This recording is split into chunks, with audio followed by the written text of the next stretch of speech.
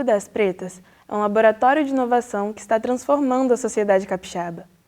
Através da cultura e da educação, a instituição cria diversos projetos voltados para o protagonismo preto.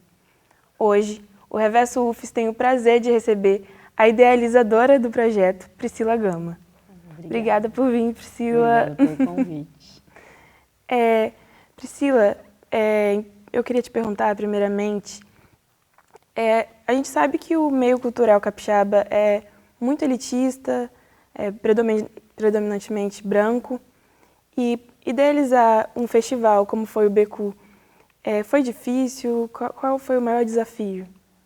Olha, eu acho que a gente precisa entender assim, né, que o racismo estrutural ele corta todas as camadas de tudo que a gente imagina. Eu acho que o maior desafio é essa falta de referência, né? Essa falta de representatividade, ou seja, a falta de pessoas negras na gestão de grandes eventos. Então, a gente acaba descobrindo coisas enquanto faz o evento, né? E isso é de uma vulnerabilidade muito grande, então você não tem uma passagem de acesso, de conhecimento. E trocar o pneu do carro com o carro andando é muito difícil.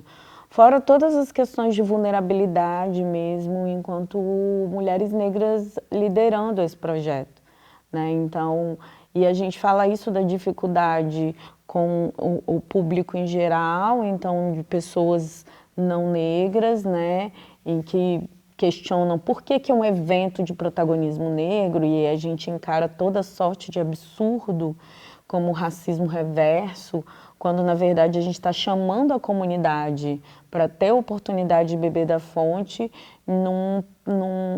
e ver a potência do protagonismo negro, né? Então, assim, as portas nunca estiveram fechadas para pessoas não negras.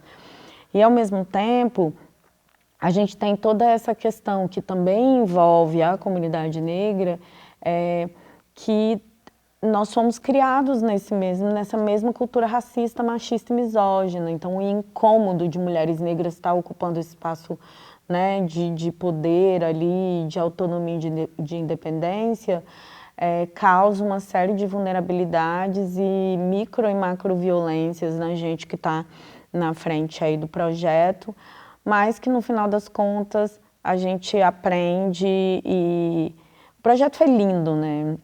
O festival foi lindo, foi muito potente, foi de um grande aprendizado para a gente só gostaria de fazer coisas lindas e ter grandes aprendizados sem ter que encarar tanta violência, né? A gente sabe que teve o BKDP, que foi um evento lindo, mas eu queria saber agora qual é o futuro do Das Pretas. Então, o Das Pretas ele tem vários projetos com foco em educação, empreendedorismo, né? A gente presta muito serviço voltado para a diversidade, inclusão, inteligência de dados, mapeamento, diagnóstico, construção de estratégias em diversidade e inclusão corporativa, ESG, né?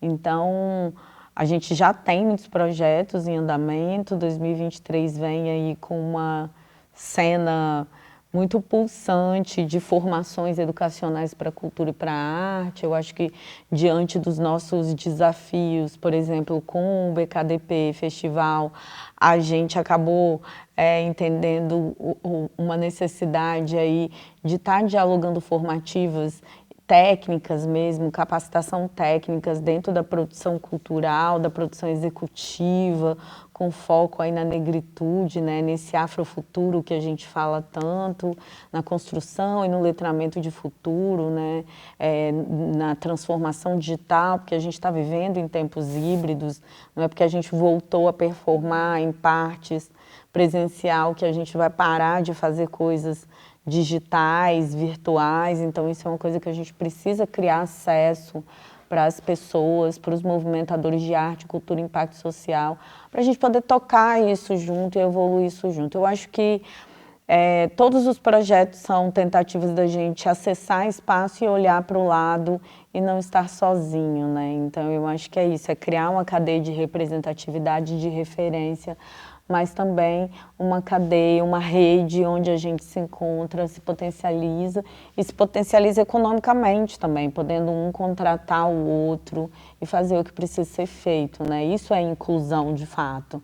Se a gente não faz esse movimento, é só diversidade, né? São só pessoas diversas no mesmo espaço. A gente precisa criar oportunidades para que as pessoas, para a equidade, para a igualdade, para gerar a inclusão. Então, isso é... Que bom. Então, sobre essas conexões, dar esse protagonismo mesmo, o que você acha que o seu laboratório traz de mudança, sabe? Traz de melhor para a vida dessas pessoas? Eu acho que duas coisas que eu gosto, o incômodo e a reflexão, sabe? Porque a gente sempre soube desde o começo, porque logo no começo a gente foi arremessado numa parede de dificuldades, né? Então eu acho que o incômodo e o incômodo da nossa existência mesmo, desse lugar que a gente ocupa dentro desse ecossistema de inovação e dessas vozes do impacto social, então dentro e fora do estado, dentro e fora do país, porque a gente também já atua fora do país com grandes parceiros institucionais, né, e internacionais. Esse incômodo que também leva à reflexão da referência, da representatividade e discussões sobre negritude, principalmente sobre branquitude, sobre o privilégio e como nós, enquanto grandes atores, né, do coletivo, né, principalmente assim nesse beat 027 capixaba, como é que a gente vai equalizar os nossos sons, né, e defender os nossos futuros, e aí no plural, porque nós somos diversos, então diversos futuros também. Como é que a gente vai operar junto para isso acontecer? Então, isso é o que eu mais gosto, né? Essa reflexão constante, né, que a gente acaba colocando na mesa. E aí, em troca também, e aí como uma contrapartida gloriosa do universo, e grata e feliz, a gente vai ao longo do tempo aprendendo muita coisa também com muita gente incrível. Uma autorreflexão também, né? E com muita gente incrível, né? Porque é aquela do professor, né? Quando você ensina, você aprende de novo. Sim. Então, você imagina que ao longo de todos esses anos, a gente vem plantando e colhendo muitas coisas incríveis e que forjam, na verdade, forjaram quem nós nos transformamos, né? No estágio em que estamos e aonde a gente vai também. Uhum. Na sua opinião, Priscila, o que você acha que a sociedade e as pessoas, além das pretas, sabe, quem está de fora, o que pode fazer para ajudar, o que talvez uma mudança nessa... para ajudar mesmo o protagonismo preto, esse tipo de coisa? Eu acho que a gente precisa, assim, entender que o brasileiro, de uma forma geral, tem preconceito de ter preconceito, né? Então, ele não admite que tem preconceito. Sim. E esses vieses inconscientes da gente, dessas brincadeiras incessantes. Mas eu acho que o primeiro passo é a gente entender que transformação social, a filantropia, a caridade, ela faz parte de uma das possibilidades. Mas a caridade, a filantropia, que eu digo, essa objetiva, essa que faz a gente ter a sensação que está salvando o mundo, ou seja, eu estou plantando uma árvore, ou então eu estou dando uma cesta básica, ou uma quentinha, ou cobertor, são ações importantes e que a gente precisa ter como consciência individual e coletiva, que de fato elas são importantes e indispensáveis. Mas mais indispensáveis que elas é a gente se comprometer, é o nosso compromisso social nos nossos CPFs, nos nossos CNPJs, nas nossas escolhas de consumo, né? Em como a gente está investindo no social, né? Ou seja, o que nós estamos fazendo para que as pessoas precisem cada vez menos da cesta básica, da quentinha e do cobertor no inverno. Então eu acho que enquanto povo brasileiro, que é um povo tão incrível, a gente precisa cortar algumas relações históricas dessa necessidade de se sentir provedor e salvador do mundo.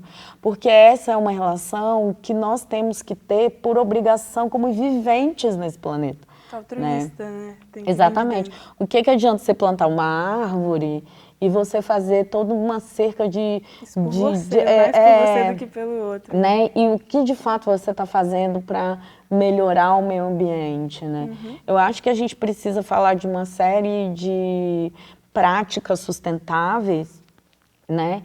Que vão mudar mesmo e que já estão aí, o mundo já está gritando por isso, mas eu acho que enquanto CPF a gente utilizar o nosso poder e as nossas escolhas de consumo também para fazer as empresas e os governos entenderem a obrigação e o que é compromisso e comprometimento social, para a gente falar de investimento social cada vez mais e cada vez menos de filantropia. Obrigada, Priscila. Tá bom, muito obrigada, querida. De novo por ter vindo. Muito obrigada, uma honra. O Reverso UFES fica por aqui. Até a próxima edição.